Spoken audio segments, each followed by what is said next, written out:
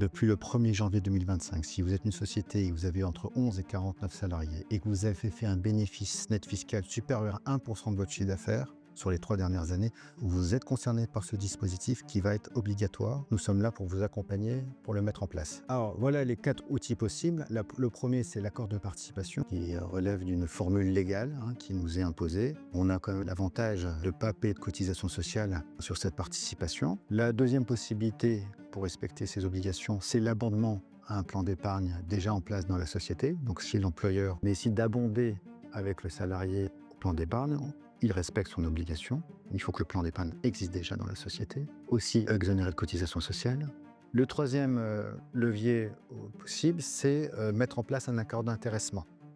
Donc c'est très intéressant puisqu'on va cette fois-ci fixer des règles nous-mêmes en fonction des performances de la société. Par exemple, on va dire si le chiffre d'affaires augmente de 20% tous les ans ou de 10% tous les ans, la société va devoir accorder une prime d'intéressement à chacun des salariés. Donc l'accord d'intéressement a l'avantage que c'est nous qui fixons les règles pour fixer quelle somme, quelle prime d'intéressement on va accorder aux salariés en fonction des critères qu'on aura définis au préalable.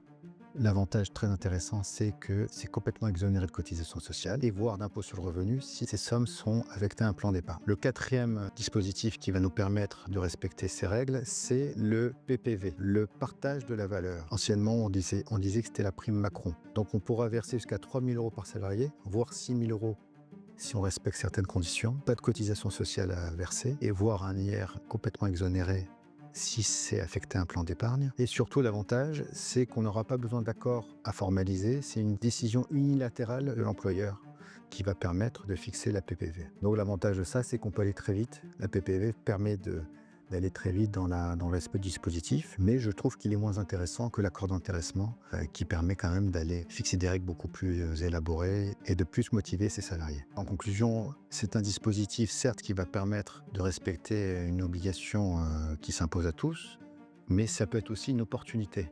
Au lieu de verser des primes qu'on a l'habitude de verser tous les ans, là on peut rentrer ces primes dans un accord d'intéressement et gagner l'exonération totale des cotisations sociales, en respectant évidemment les plafonds qui nous sont imposés. Nous sommes là pour vous aider à respecter ces obligations et à faire en sorte que c'est un atout pour vous pour bénéficier de ces avantages.